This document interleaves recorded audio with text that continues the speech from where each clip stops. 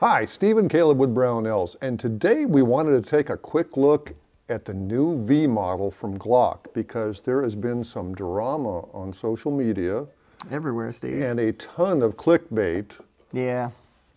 And we have the, so what did we grab? The 17V? Mm-hmm. Yep, so a 17V, and then we have our standard 47, which is a basic Gen 5. Right, right. So we can kind of break them down and compare. Yeah, now you would think that there were some major shifts in the tectonic plates of the gun world. Yeah, I even heard what you see. I know, and I even heard somebody say the magazines wouldn't be interchangeable. Oh, come on. But yeah. That's silly. Apparently they haven't seen one yet. Yeah, and so just to kind of cover real quick, disclaimer here, we're not really going over the reasons why the V even exists in the first place. That's a whole nother set of drama. Besides, y'all know that. Yeah, I mean, we're just here to look at the guns like always, right? That's what we're about. So let's do it. All right.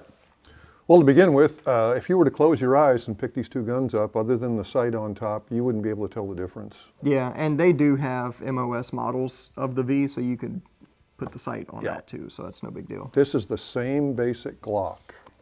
Yeah. So, but there are just some tiny differences that really aren't that huge, at least in my opinion. Well, let's take a look at them. I'll pass the V to you, and then I'll take this one, and I'll just kind of mimic what you do so we can get them, all right, including clearing it. We're empty. I'll mimic that as well. And if I remember right, a Glock comes apart like this. Yeah. Allegedly. Mine's just kind of falling apart here. My front rails. Sorry, I'm new. I know what I'm doing. I got this. Okay. Done 100 of these. All right. You know how complicated these Glocks are to work on, right? Right. So many parts. All right. First off, what you'll notice is inside here, there's two, I didn't bring a pointer. You got a pointer? Oh, Let's I'm make sure this I easy can on the, come up on the with people. something here. Thank you. File that away. The two raised ridges on each side of the striker tail here, or the firing pin tail if you prefer. And this tail is also narrower than in the standard Gen 5, or any of the other generations for that matter. So that's a little bit different. Okay. This firing pin safety is the same as it always has been. As far as I can tell, the barrel and recoil system are the same.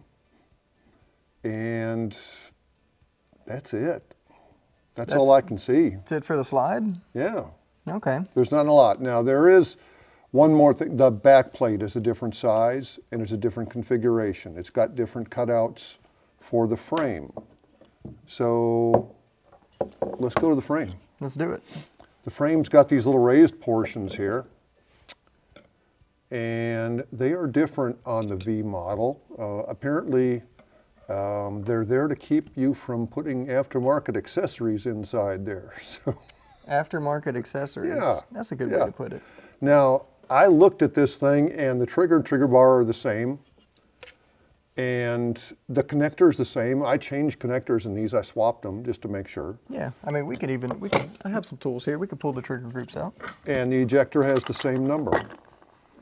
So that hasn't changed. However, the trigger mechanism housing is different. You can't swap those. One will not work in the other. I tried it both ways. They will not seat and allow you to put the pin in. And that's because, again, of these little projections here, they are not the same. And if you were to get one in there somehow, I don't think it would let your slide go on, at least not all the way back. But other than that, everything up here up front, the controls are the same, slide lock, everything. So it isn't a huge change, unless you would care to differ. No, not at all. And actually, I'm just kind of punching these pins out here. Then you can do the same, and we can kind of compare guts. There's not much to compare. There's a lot of light here, but it's all in my face, so I can't see what I'm doing. Yeah, that's how we like it. See, this has a different number here than that one will. On which part? On the trigger housing mechanism. Oh, okay. Or trigger mechanism housing. I see. Yeah, let me just get all my stuff out. Oh, you're going all the way. Yeah, I knocked the front. I'm lazy. I'm too lazy to do that. Yeah, that's okay. So if you turn that around, you find they have different numbers, but the Oh, right here. everything else has the same numbers on it. Yeah, the trigger bar has the same exact number. Yeah. So that's pretty much, I mean, that is the same part. So a lot of these parts are going to interchange. Yeah, including the connector. So like he said, you can switch the connector. So if you have an aftermarket connector like the Ghost or something like that, it should work just fine.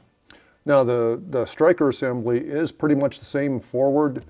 Once you get away from this narrow portion here, the springs, the cups, everything, the sleeve is the same.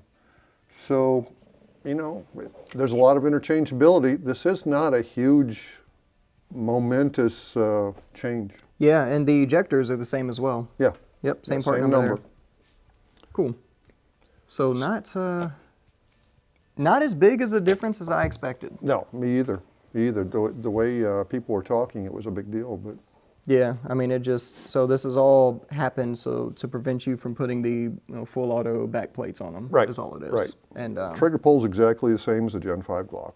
Yeah. So, I mean, nothing too crazy. I mean, No. I think the reason that they did it was a little crazy, but I mean, my last name's not Glock. So oh, yeah. Well, if I were in the market for a used Glock, I would not be out hunting for a vintage Gen 5 or a Gen 4. Yeah. I'd buy a new one. Yeah, I don't see anything that's really going to change reliability. Yep. I mean, time will tell. It's not affecting me. Yeah. I'm not going full auto with this platform. Yeah, no, never anyway, but I have other stuff for that. Yeah. Now, if you want to chime in, if you have any experience with a new V model, because there's not a lot of them out there, or if you know anything about it that we missed, maybe some little change that's internal or something that we couldn't see, let us know in the comments. We'd like to hear from you. And if you don't think it's a good idea, let us know in the comments. We'll listen to you. In the meantime, thanks for watching. We'll see you next time.